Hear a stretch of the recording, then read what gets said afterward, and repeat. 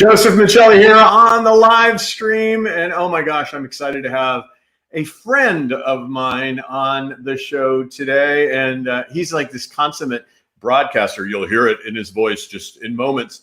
But of course, because he's the consummate broadcaster, I have technical difficulties getting on the show today. We're on time, but without all of the green room banter that I much enjoy with my guests. And so we're coming on without that, but he's an old pro, so I'm not too worried about it. Though I do know his actual instructions in trying to help people who have anxiety about public speaking is to be well prepared and to show up early. And I don't know that any of that happened in the context of today. Let me grab my actual notes, because otherwise I'll just free associate my introduction of him.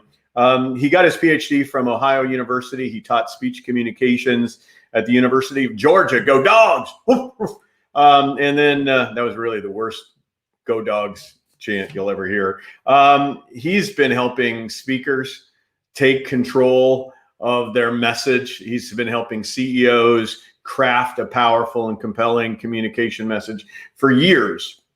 He has 22 years or so experience as a vice president level leader. That includes a role that he played toward the end of his career as the vice president for advancement at Northeast Georgia Medical Center. He sounds to me, so let me kind of take you back for a while. I had this incredible good fortune once upon a time in my career doing the first annual Fathering Symposium at the Broadmoor Hotel in Colorado Springs, Colorado. Dr. Joyce Brothers was on the bill. I was on the bill, and this guy by the name of Paul Harvey was on the bill. And I remember so vividly, my father was in the audience. My son was in my arms. Paul Harvey was on stage with me. It was probably one of the most memorable times of my life as a speaker, at least certainly to that point. The person I'm about to introduce you to is my Paul Harvey. He is the person that I think has such resonance and truth and clarity of speech style. He is one of the kindest men I know. I'll stop talking about him and bring him on board. Bill Lampton, thank you for joining me today. Thank you so much. One former DJ to another, right? Oh my gosh, you know, I think you're continuing as a DJ. I gave it up somewhere along the way, but you still are doing some radio, aren't you? Yes, I have a weekly radio show that I co-host here in Gainesville, Georgia, where my co-host and I spotlight local businesses. We interview them. We've been doing this for a while, and it's interesting the way I met this co-host. You know, Joseph, we always talk about different ways of marketing. Well, there's a wonderful restaurant here in town that lets people put their business card on a bulletin board there. And I did that, as probably several hundred other people did. To shorten the story a little bit, this guy called me and said he wanted some speech coaching. He was a financial advisor. We got together and worked together. And then after a while, he started a radio show. So he had me on as a guest a few times. This was maybe 7 or 8 years ago. And then finally, he said, why don't we just co-host? So we've been co-hosting a show for 7 or 8 years now. It's a great kick. I started my radio show way back when in a small town, McPherson, Kansas. And I, like you, did everything, emptied the waste baskets. You found out what you could do in 3.5 minutes when that record was on, didn't you? Exactly. And you got 3.5 minutes in your head too. That was, that's right. You kind of started 60 seconds, 30-second spots. You really got a sense of what that time looks like. You know, I want to go through your career because I think it's a storied career, but I love this starting point right there because it speaks to just being present with opportunities. It speaks to creating relationships without knowing what the outcome of the relationship is going to be. And it speaks to the fact that some of the best things that come from relationships aren't microwavable. They just appear some years later. And look at how long of a run you two have gotten together thanks to a business card, which we may have to translate for some of our younger listeners, what that concept is, or a bulletin board for that matter. But just that presence. Can you talk a little bit about how that's played in your career, that sort of just being aware and then nurturing relationships? I think it goes back to one of my favorite statements. You may have been acquainted with Dr. Wayne Dyer. I never was. I read his books and was very fond of his books. And one of his statements that I found so compelling is that there are really no accidents in the universe. We may think there are. Of course, there are bad accidents, the car accidents, the fires, the building collapses, and so many others are bad accidents. But if we're open to possibilities, it is absolutely amazing what can happen from what might seem to be happenstance circumstances, such as you say, a good illustration, putting my business card on a bulletin board. And as my radio colleague and I have told that to some of our guests, every one of them says, gosh, we've never heard of that happening before. No, but some of the things that you have never heard of happening are very pivotal, and that's a word we're using a lot these days, but they're very pivotal. You have to be open to those kinds of things. Well, if you go onto your website, businesscommunicationguy.com, there's constantly access to information. You're a voracious reader. You bring up examples of every single stripe and shape, whether that's Harry Truman or Wayne Dyer or whoever it might be. I have no Harry Truman stories, but I'll give you a quick Wayne Dyer story. When I was a young person, I got to meet Wayne Dyer. Actually had lunch with him one time, and I was just championing how much the erroneous zones had meant to me, and the sky's the limit, and all those kind of books. And he said, well, maybe, and I was pitching maybe we could do an erroneous zones workbook, and he said, write me and let's see if we can't do something. So I wrote him, and I got this very nasty letter back from his agent, Arthur Pine. I'll never forget it to this day. It was so, I guess you will, vicious, right? And whereas this limitless opportunity was what Wayne was talking about. His agent immediately said, you will not write this with him. He does not need a co-writer. And by the way, if you ever publish it, we'll have a cease and desist order. And I thought it was so interesting how sometimes people surround themselves with these individuals who are kind of the antithesis of what their essence is. And you wonder if Wayne Dyer knew about that. Yeah, I would have never gotten to him again, right? I mean, I had a happenstance meeting. I could never re-engage him. And it wasn't like today where the internet does allow us for somebody to reach out to Bill Lampton. And the high likely is if they reach out to you at Biz Communication Guy, they're going to get you, right? You're not going to have a team of people who make it impossible for people to have access to you.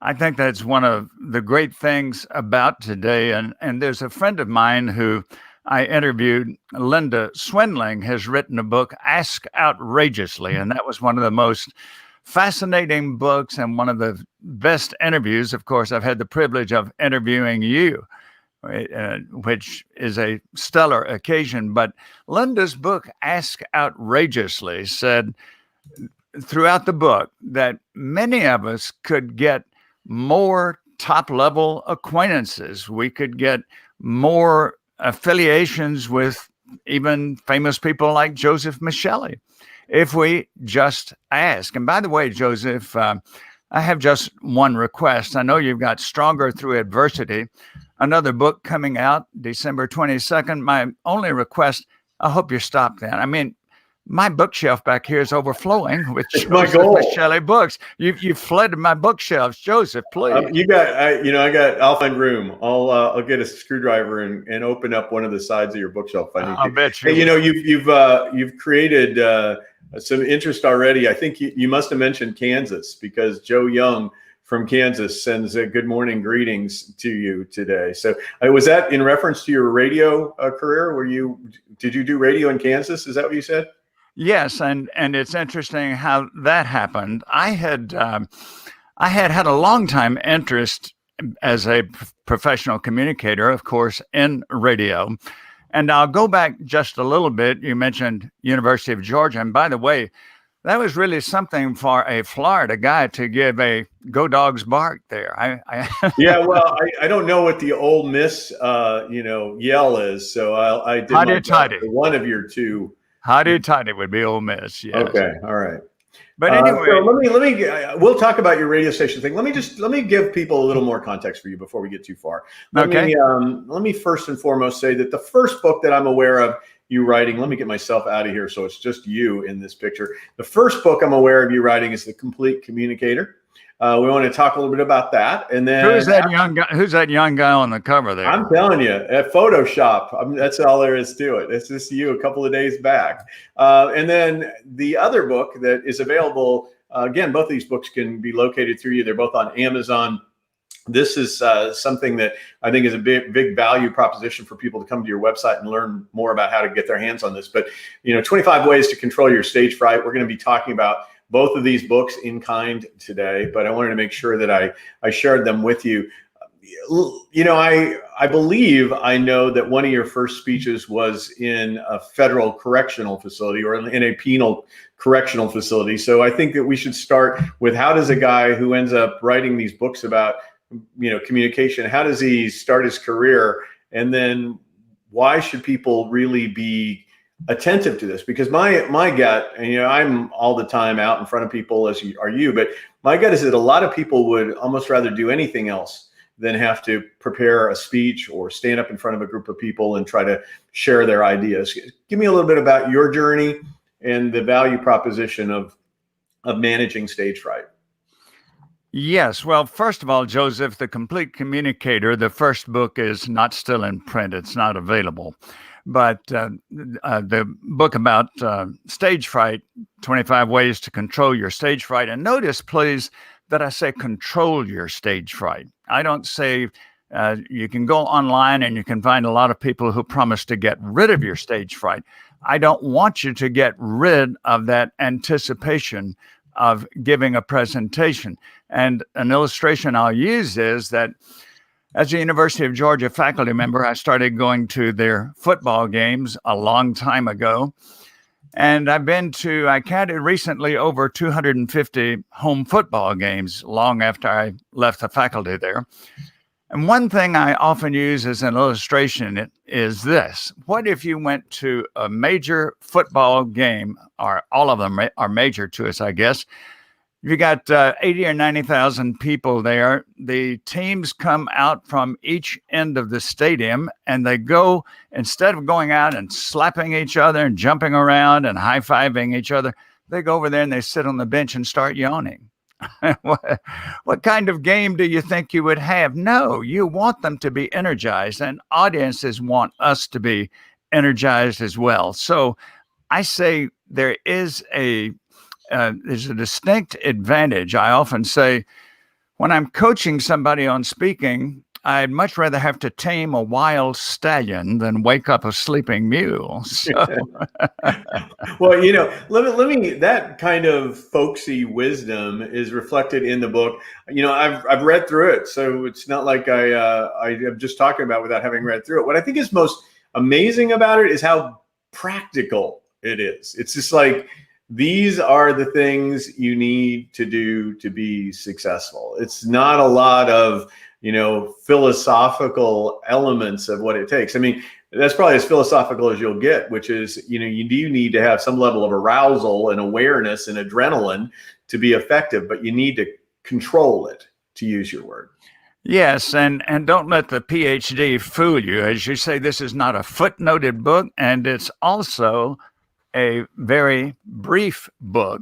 It's probably only about 25 pages, but the tips and strategies that you will get in there about controlling your stage fright and becoming a highly confident speaker, it's well worth those pages. Oh, definitely. So I'd strongly encourage people to stop by if they have themselves or maybe their kid. This is accessible to any reading level, which I think is also exciting. If they have a child who's, kind of anxious about speaking in front of class and any of those sort of things, this is great applicability to them. Maybe not some of the travel to their speaking engagement preparedness stuff, but that notwithstanding, none of us are traveling anyway to give speeches these days, it seems. Let's kind of take it from stage fright. So we have that, and you're helping people manage through that, control through that, and be effective in their communication. But the value proposition I see, and there's your you have top echelon clients, including people from the Ritz-Carlton, for which, I've written books. You have a lot of amazing clients who've worked with you as leaders in organizations, be they small companies or mid-size or large companies. And those, I'm not even on camera here. I'm so eager talking to you. I'm just like, I'm a voice. I'm the voice of God in the room. You can't really see me. Now I'm on camera. I think the thing is that whether it's small, mediums, or large, you've helped leaders be more effective. So it's one thing to have a role where you have to speak, and it's another thing to speak in a way that people will listen, and you'll have impact. Can you talk a little bit about the coaching element of what you do and why people need a coach to be successful as a speaker? We need a coach because it's a truism, but it's true that none of us see ourselves or hear ourselves as others see and hear us.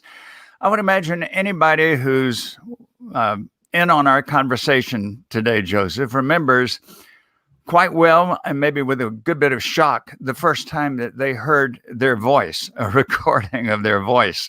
And maybe more so, the first time they ever saw themselves speaking on video. And that way they had the visual plus the audio. And because we can't see ourselves and hear ourselves objectively, it's not only highly beneficial, it's necessary if we're going to become highly persuasive, highly effective, highly entertaining communicators.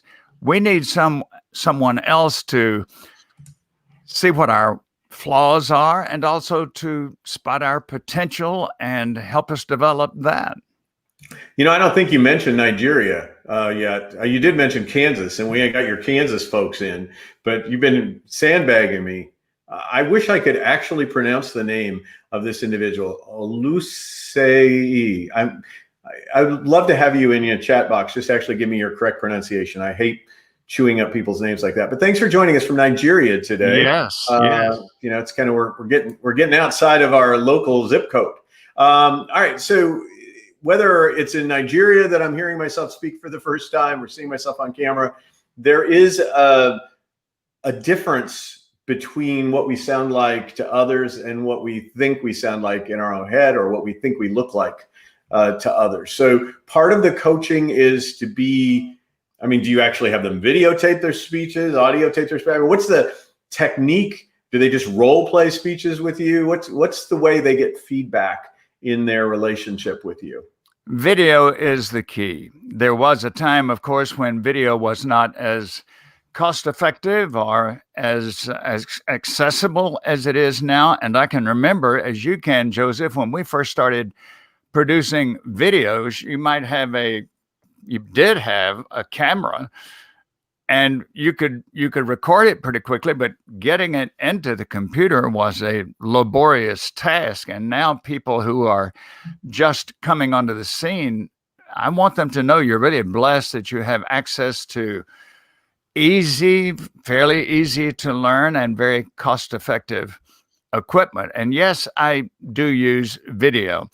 And I'll use a personal experience here. I had an opportunity once two or three times to, speak on a really fun venue, and that was to be an enrichment lecture on a cruise ship. Did that about 4 times. The first time I remember doing that, and this was back in the days of videotape, the host asked me as I got onto the ship, would I let them videotape my presentations? And they said, would that be okay? And I said, under one condition, please, and that is that you'll give me a copy of the videotapes. And I did that for a reason, because when I ended that cruise, got home, I spent several hours watching those with pen in hand, taking notes. And as would be the case with any other speaker, I found all kinds of mannerisms that I had in gesture and movement, and some in vocal repetition that I had no idea that I had. So in that case, I became my own coach. But that's what I do with clients. I will videotape them. Usually 10 to 12 minutes is enough. We'll sit and watch the results, and we'll let them and me together decide what can be improved. And then, of course, with those in mind, we reshoot it. We do it again, applying what we have learned. And then I, of course, let them have the videotapes. I emailed them to them to take home, and it's not videotapes anymore. I let them have the YouTube private version, and they can watch that again and again. And it's been very effective. The one thing I constantly say, and you and I know it, the camera doesn't lie. It's one of the things about you is when I watch you speak, you are very clear. Your articulation is impeccable. You're a Southerner, so there is accent. It's an appealing, approachable accent. And I know I've read your blogs about, accent, the relevance of accent.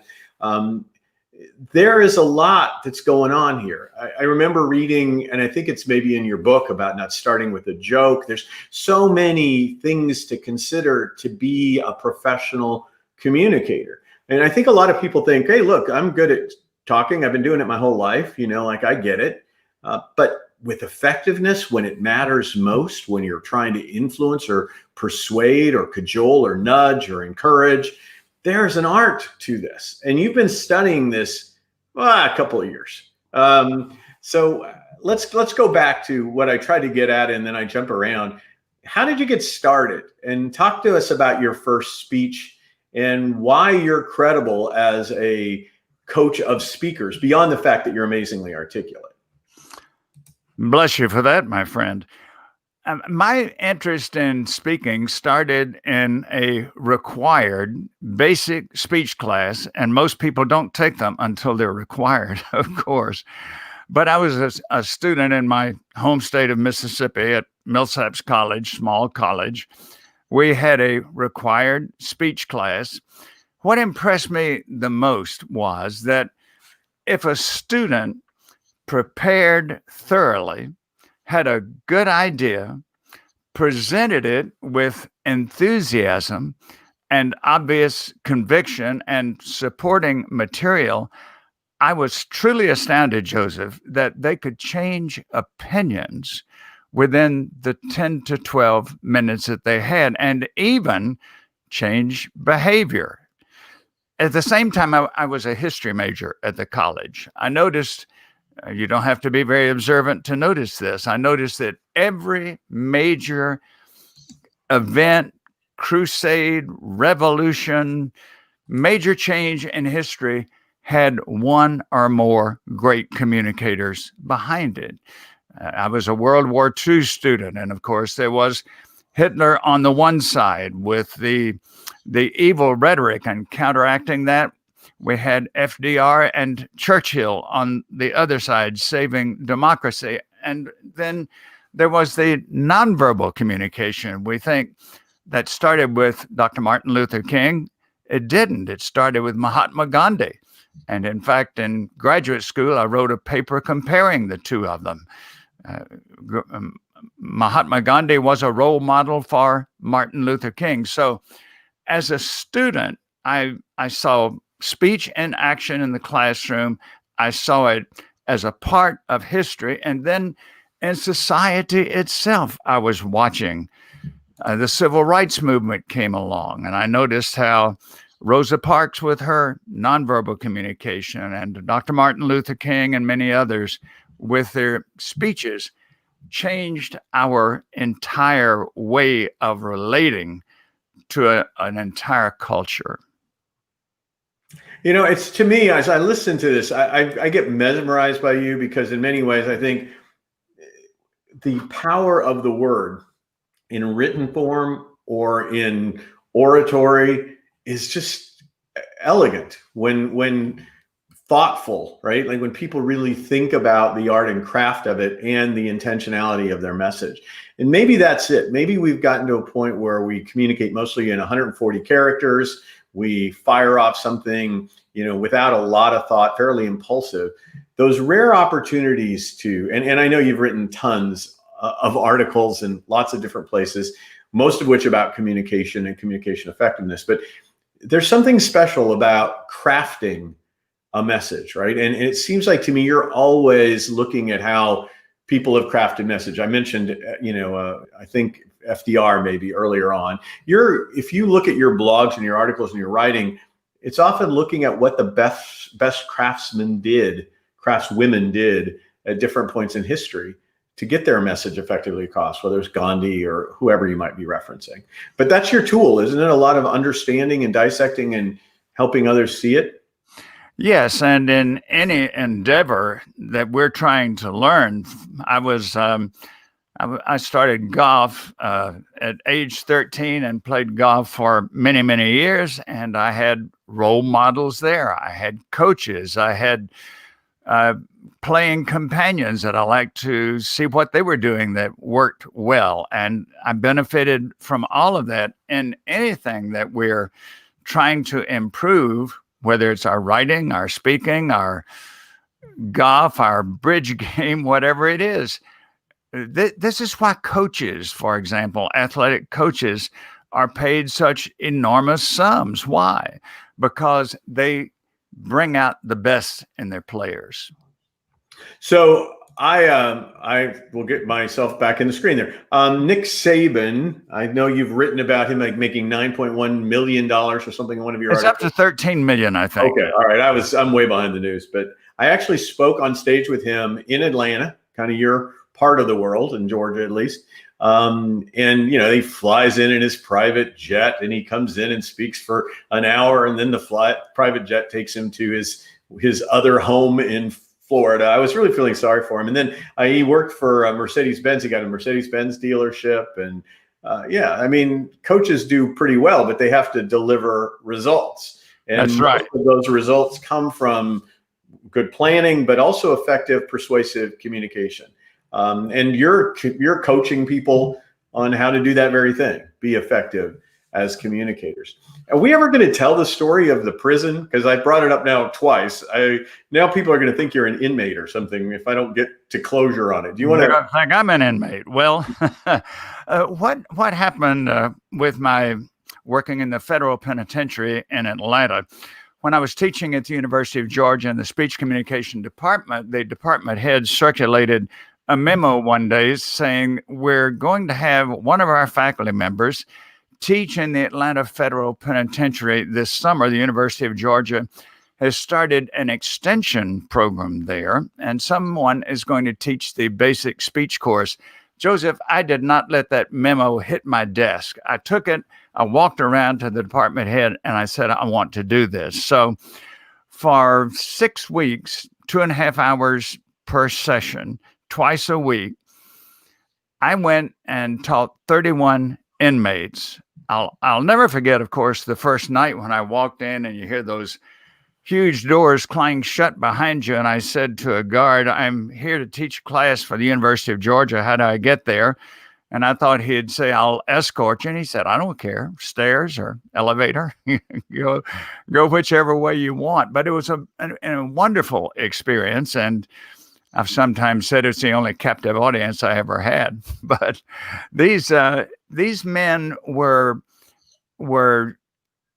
very responsive, and they were eager to learn how to communicate effectively. Many of them had never had any training along that line. And so we had a situation where I couldn't have each one of them give a speech, 31 of them, 3 times during that period. So we had them videotape their speeches, some of them, and I would take them back to the university and watch them and critique them.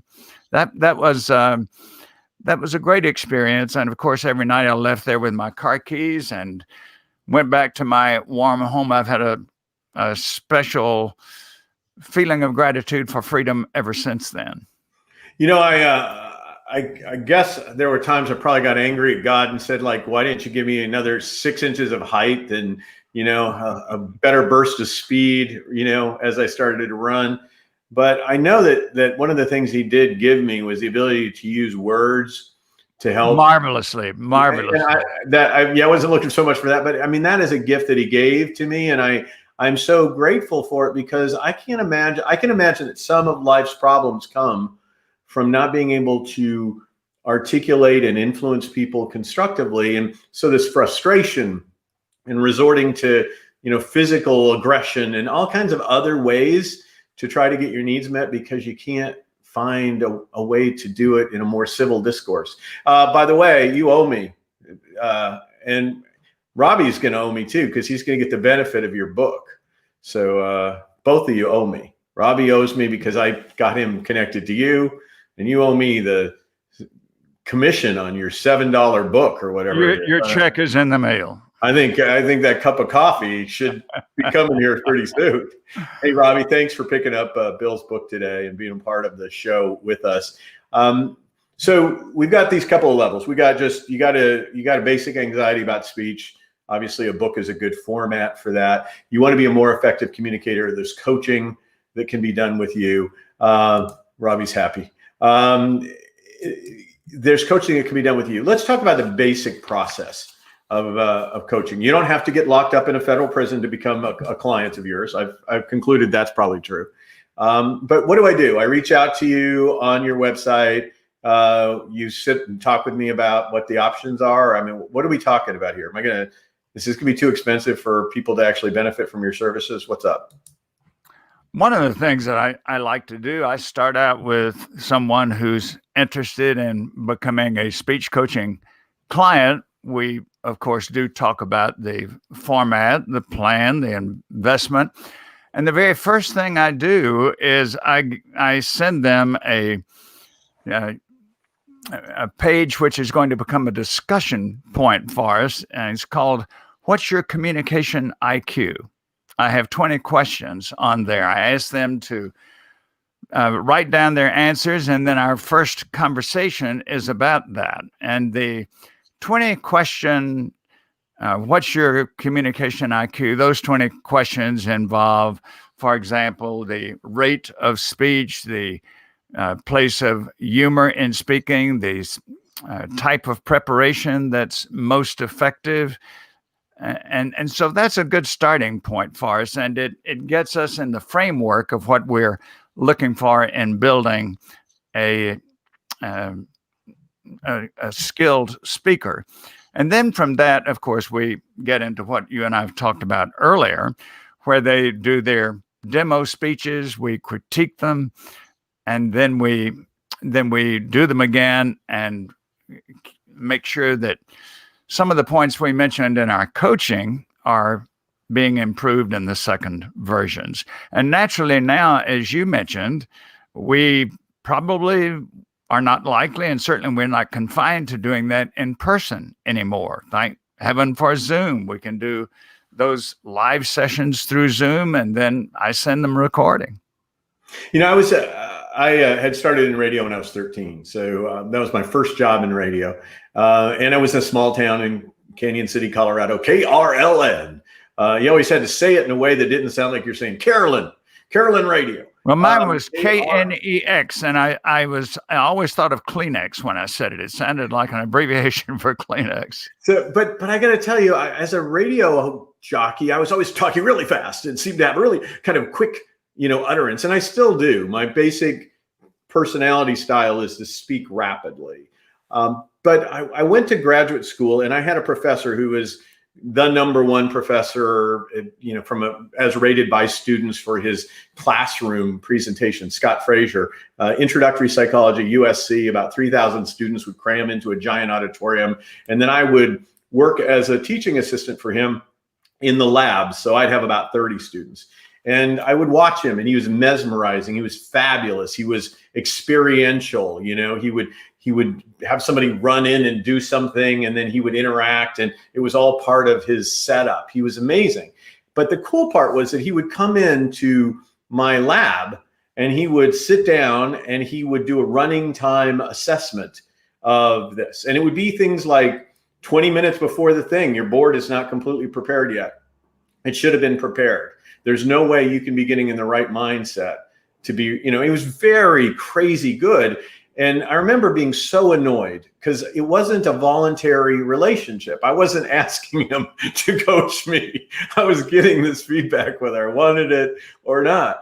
I think it'd be so amazing if people, reached out and said, I want to grow as an effective communicator. Let's engage this conversation collectively instead of getting a 30-page document of everything you did from beginning to end of your presentation. All that said, I'm a much better speaker thanks to Scott Frazier. So that underscores something I certainly don't want to leave out, and that is that I have coaches and I have mentors. I've had for the 23 years I've been a consultant, professional speaker, coach. I certainly don't. I need tune-ups occasionally myself. And thank God, Joseph, I've had some people who I ran from technology during the 20 years I was in management. There was always somebody to delegate it to. But then all of a sudden, here I was, a solo act. There was nobody to dedicate it to. And I found 2 or 3 magnificent pioneers in the internet who took me under their wing for the right price, of course.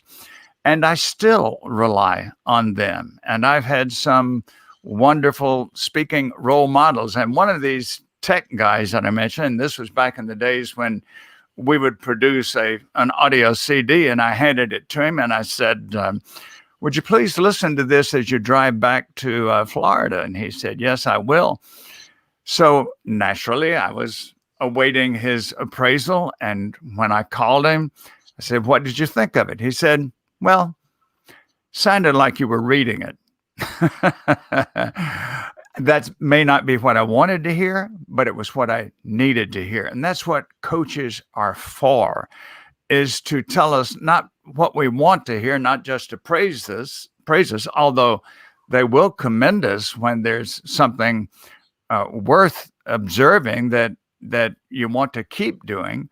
But a good coach is one who looks at the foibles, what's the old saying, warts and all, and helps you get rid of those. Well, and I think, again, these are tips that you have in your book, so I don't really want to give away the entire farm, but I work with lots of CEOs who are still scripting their speeches, though that is not what you recommend. They're over-rehearsing them, which is also not what you recommend. No. This ability to have a plan and effective execution of that plan in your communication, but still have it be authentic and in the moment, is an art form. And I, so I'll do these. And obviously, this is not scripted.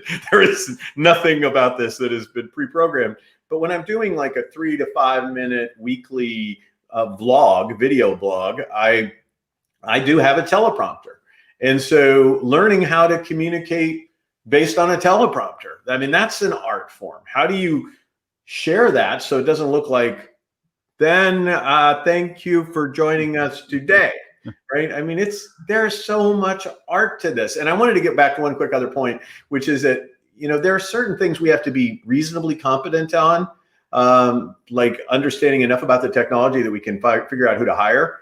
Something like communication, you can't farm that out. That's not delegatable, right? You've got to learn this skill in your lifetime. And I'd say the more you master it, the more successful you are. So I know I'm preaching to the choir, but I'd love to get your 2 cents on that. And to me, there's a direct correlation. There's so many people that I've observed in my 20 years of management who could never move above the level they were in currently because they could not address, for example, a departmental meeting with any level of confidence or any charisma or any real presence, which is a word you used earlier. And you and I have heard that old saying, one of the great keys of success is just showing up, be present. Yeah, you do a great job, not only on the concept of present, but another P that I love of yours is perception. You spend a lot of time on understanding that this is an art of perception, right? It's not just an art unto oneself. It is only as good as the receiver in terms of your communication effectiveness. And let me get back just 1 minute to what you were saying about the way we prepare, and you deal sometimes with executives who have scripted their remarks. That is very old style. What I like to say about speeches, or I would say about our getting together today, or any type of communication event, it's great to have it planned, thoroughly planned, but not canned. And so I say, I'm a little leery of the word delivery. Here we have this package that we're going to deliver to an audience. I like to think of it as you're not having a speech to your audience, you're having a conversation with your audience. And it's almost as though I want to say, let's leave delivery to FedEx and the post office and UPS, and let's just have a conversation with our audience, which brings up a very important point. We don't have to be perfect. And when I'm working with a client, I give them a sheet of things to do or not to do, and I misspell the word perfect intentionally, because if you try to be perfect, people don't want robots. They don't want mannequins. They want a real person talking to them. Almost. Well, wait, I got to jump in. Nancy is just super brilliant. We got 3 PhDs here. My gosh. I love her candor with this, because I think it's the absolute perfect lane, right? The big challenge is making sure you get your content out, not following a script, and also calming your anxiety. It's like, so my anxiety is I'm not going to get my content out, or my anxiety is I'm going to follow this, I'm going to be too scripted. Nancy, blessings to you. Thank you for sharing that. I mean, that's the challenge, right? I mean, spontaneous, but content right, and not looking like an idiot in the process. The main thing I would say to Nancy, first of all, thanks for chiming in, Nancy, but the main thing I would say is the speaker has one incredible advantage that the audience may not ever think about, and that is that nobody in the audience knows what you intended to say, what you meant to say, and when you get to the end of it, what you didn't say. So that's the problem, is our own voice sometimes is so busy having its conversation, it's hard to stay in the moment. Again, in your book, I know that you talk a lot about being ready so that you can be present in the moment. So that preparation is important, but then being able to stay in the moment, not get trapped in the dialogue that you know, there's only one speech that should be going on at a time. Yes, and it's I like to say it's not as much off the cuff, but it's the same type of thing. I like the approach, the thought at least. You run into a friend at the grocery store. Do you worry about exactly how you're going to pronounce everything you're saying? What if you put the emphasis on the wrong syllable, Joseph? You know? Yeah, I think we give ourselves more permission in that informal setting than we do when we're tasked to be the speaker. But you know, we have to be effective in each case. We've only got a couple of minutes left. I want to make sure that we do a couple of things. We got bizcommunicationguy.com. They go there. They're going to learn about your coaching. So I want to make sure that that's the case. They can pick up your book on stage fright for, you know, whopping $7 or something. And then there's also the opportunity for you to do speeches. I know you're doing some virtual speeches these days, but you definitely are out on the circuit talking about things. There's plenty of testimonials on your website about the impact of your own speeches. So clearly, that's the case. Let me do my lightning round, if you're okay with that. Anything else you want to pitch before I go? I'm going to make sure I give you your big old pitch lane right now. Throw it. Well, the closing comment I would like to make is that everybody who's ever going to face an audience, change your opinion about audiences. They do not want you to fail. They want you to succeed. Why? Because if you've ever been in an audience, and I'll bet you have, when the speaker failed, it's just as uncomfortable for them as it is for you. So I like to say your audience, they're not your critics. They're your cheerleaders. And the main thing, Joseph, everybody who listens to Joseph and Shelly, when they're sitting in your vast audiences, the one thing they're thinking primarily is, you know, I'm glad he's up there and not me. Yeah, I like that. I like that better than imagining everybody in the audience is naked. That would be quite distracting. That just made me scared of my audience. So I like the notion that they're actually cheerleaders, and I do believe that. And I often look for the people with the nurturing eyes, right? Like the people who seem to really want it, so that I can feed off of them. But that's just me. All right, here's the rapid lightning round. Are you ready? Go to bizcommunicationguy.com to get to know him better. But I'm going to get you to know him better in a couple of minutes. Quick lightning round. You have no idea this is coming, so here you go. You just react to these with whatever's on your mind. Don't overthink it. Don't plan your speech. Got it? All right. Impromptu. Little Georgia. Little Georgia. Little Georgia. Little Georgia is my puppy, 6 years old.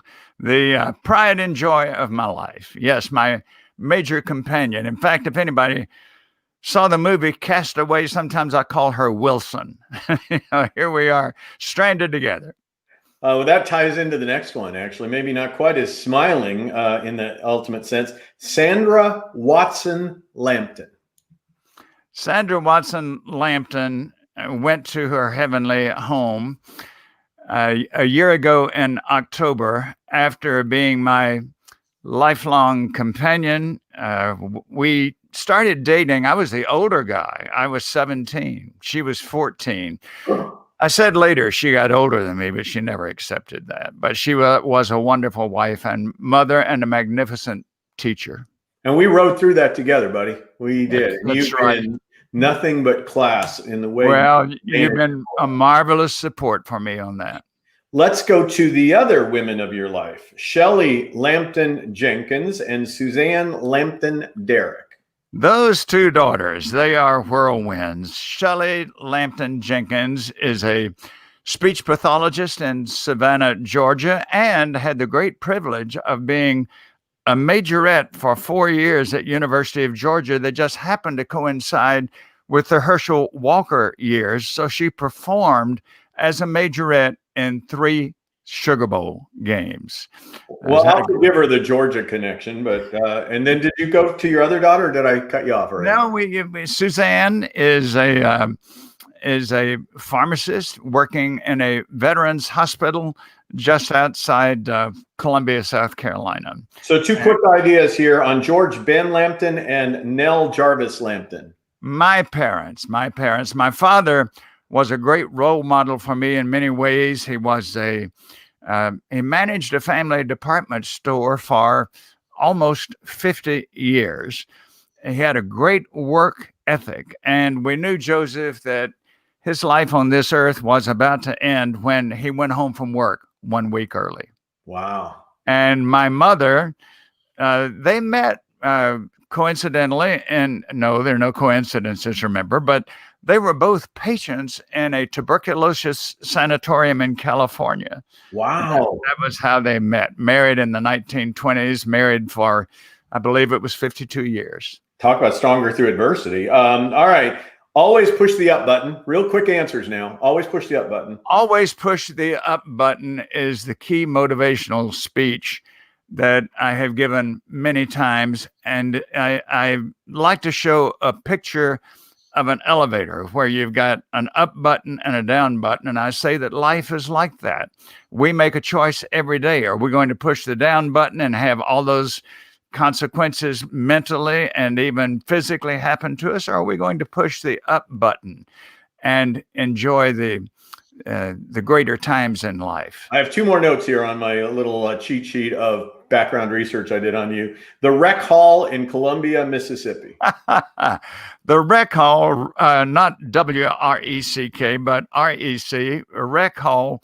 The Recreation Hall was where, as in the movie Grease or Animal House or some of those other teenage movies, this is where the gang gathered on Friday nights. And we, of course, had a Wurlitzer jukebox there and danced and shot pool. And that was the hangout. And we got our hot dogs and Cokes and chips probably for 25 cents total. Oh, wow. And then finally, Atlanta Golf Classic, you broadcasting PGA Tour event on WSB Radio. Marvelous opportunity. I'll never forget it. I was teaching at UGA, University of Georgia. They had a contest with WSB Radio for someone who won the contest to help broadcast the tournament, and also play in the Pro-Am. I did enter the tournament, entered the contest my first year, didn't win it. Second year, I won it. So I played in the Pro-Am. Never forget that 7:30 a.m. tee time, played with a golf pro, big at the time, Mason Rudolph. And then in broadcasting the game, I got to have one-on-one interviews with Jack Nicklaus, Gary Player, other top players. And I do remember, I was staying with a friend in Atlanta, and I was at the course at 7:00 every morning, wide-eyed and very excited about it all. This was all done so that people get to know the Bill Lampton behind the coach, and hopefully they'll reach out to you at bizcommunicationguy.com if you or someone you love is wanting to become more effective in your communication strategies and approaches, techniques, practical tools. Bill Lampton at Biz Communication Guy is the guy to go with there. I want to just do a couple of quick merciless plugs, and then I'll say goodbye to you here. Let me first say that we are just about to launch Stronger Through Adversity. Oops, I got to get on the other side of my book. StrongerThroughAdversity.com. You can find out more about that. I would very much welcome you taking a look at it. It'll release in a couple of weeks. 140 senior leaders talking about how they managed adversity. That's everybody from Brian Cornell, CEO of Target, Michelle Gass, CEO of Kohl's, and Hans Vestberg, CEO of Verizon, so many others. So I hope Joseph, I've got an advanced copy. I'm going through it, and it is a great playbook for the times that we're going through. I'm trying to get over to you now so I can get rid of my banner here. Yes, thank you. That's very kind of you to tag that. One other quick little tag that I would like to have for you to consider. If you find value in these, you can certainly share them. I'm always eager to have people share this particular stream so that, somebody else might have an interest in what Bill shared today. Please feel free to do that. And if you do, we're always glad to make it possible to send a book your way. So we have, I think we've got Leading the Starbucks Way right here available. We'd be glad to send it to you. So if you do share this somehow, some way, then we'll just let us know, and we'll make sure you get a copy of that. And then the final thing I'd like to send you off with is, if you would, again, I don't even know where I went with that. So share it. Also, please, globalgurus.org, customer service. If you find value in what we do, please vote for us at globalgurus.org on the customer service tab. It helps us maintain our platform. Finally, I just wanted to acknowledge that coming up in the weeks ahead, some amazing guests, much like Bill. Those guests include, let's see, we've got Martin Lindstrom. Oh my gosh, Martin is an amazing, and Carmine Gallo, both of which are coming up in future broadcasts. So we're looking forward to having those. Bill, thank you for being my friend, and thank you for helping the world communicate more effectively and connect with one another more powerfully. You're my valued friend, and you're a stellar role model as a communicator. Well, that's a scary proposition right there. Everybody, thank you. Have a great week.